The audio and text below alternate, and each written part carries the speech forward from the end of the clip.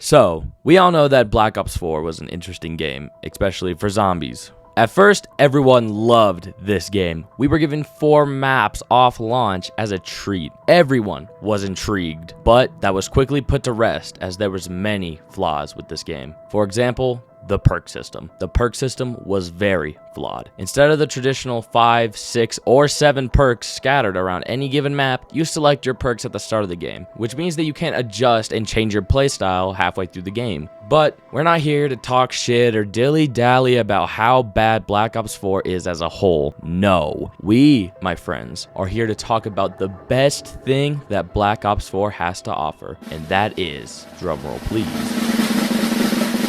Ancient Evil. As many of you know, Ancient Evil is an underground ancient city with a great atmosphere and cool and intriguing design with nice colors and lots of detail. This map looks and feels awesome. You are basically in an ancient Greek city that is holding the spirits of the dead, and I completely love the design of this map. However, I do have a few issues that I'd like to address really quick. When it comes to the spacing on this map, especially when you're playing with multiple people, getting to higher rounds, at least for me, is a challenge. I mean, do not get me wrong, the map looks aesthetically pleasing. It is really, really cool. But when it comes to the spacing, I just don't feel like there's an actual safe spot to train efficiently. I mean, sure, there's a couple spots on the map like Pack-a-Punch or even where you get the artifact, but those are limiting with their space and it's very easy to get caught up. Now, any day of the week, I take training over camping because I find that way more fun and challenging, and there just isn't a lot of space to do that on this map. I'm not saying it's impossible, and I've done it a lot, but it's just hard to kind of find a spot to where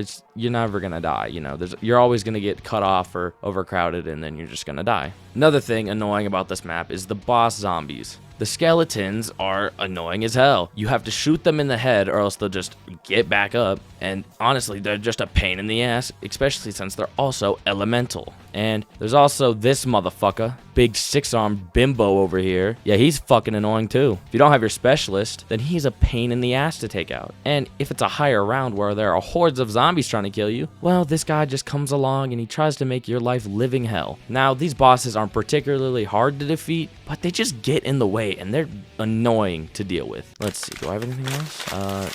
Nope, I don't think so. All right, so now that I've discussed my flaws with this map, it's time to discuss why this map is truly my favorite on Black Ops 4. Let's start off with the best thing about this map, and that is the wonder weapons, or the gauntlets. Gia, Hemura, Oranos, and my personal favorite, Charon. Each gauntlet has their own unique ability. Gaia allows you to shoot plant pod looking things and they explode, which in turn kill the zombies. Hemura allows you to shoot a huge motherfucking beam out the sky and slay all the zombies in your path. Oranos allows you to get a thunder gun-like ability, which allows you to blow all of the zombies out of your way. And last, but certainly not least, we have Charon. Charon is my favorite because of the way this wonder weapon actually kills the zombies. And to put it quite frank, it drags them to hell. Not only do I think this is the most creative gauntlet of all of them, but I think the effects of this particular gauntlet and how well it actually performs just make it my favorite. So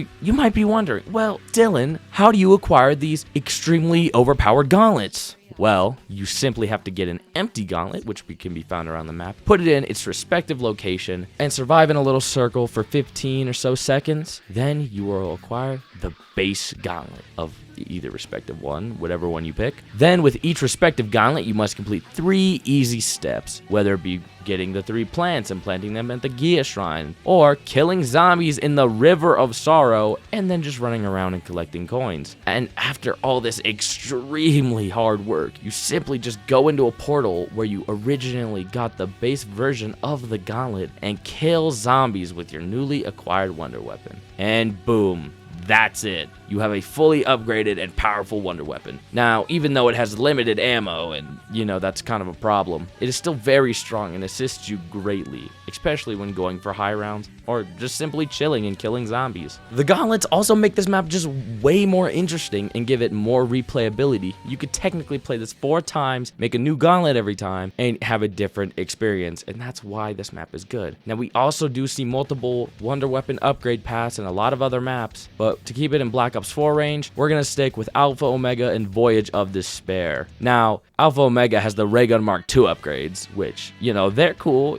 They're cool and all. They're pretty powerful. You know, they look cool. The Kraken is, you know, the Kraken. It's good, but not a fucking gauntlet. And to put it more frank, the gauntlets are just more unique and have abilities that intrigue me more than those two wonder weapons. Now, other than the wonder weapons, this map just has a great balance of not being too hard, but also not being too easy. For example, you get overpowered wonder weapons, but you only get 40 bullets for each one, which isn't very much. This limits you to get creative with your shots and encourages you to do the tributes so that you can maybe earn a max ammo. The way this game flows and runs is just so smooth, and unless you're ending rounds way too quickly, like the fucking robots do, then you should be set up by around 10 or 15. This map can be tricky to navigate at times, but overall, it is a pretty simple map that only takes a couple times to actually start to get the hang of, and maybe a couple Mr. Waffle Waffles tutorials, but we're not going to talk about that. And there are also other maps that could take the crown as the best one on Black Ops 4, like 9 and I think that's about it. Oh, Classified. You could also say Classified is pretty good. But my problem with 9 is it's just kind of too easy. I mean, you get a big training area, and well, enough said, honestly. And you know, Classified, it's a cool map, but it's a remake of 5, let's be real. And 5 is a really cool and original map. Classified just takes that and makes it look more shitty. Ancient Evil is original, and let's just be frank here, it looks better than both of those maps. And it is just the coolest of all 3. Now, some could argue that slaying the champions of the gods to get Pack-a-Punch on 9, you know, that's pretty cool. But Ancient Evil, I think, is even cooler. You simply make the golden saddle, or the fuck it is, and you get to ride the Pegasus, and you get to ride the Pegasus to an alternate dimension, or alternate, what the fuck is it? I don't fucking know. But once you're there, you simply just free an out twice with your specialist, and boom, you get Pack-a-Punch. A cool yet simple process. And you know what? That describes this map perfectly. Cool and simple.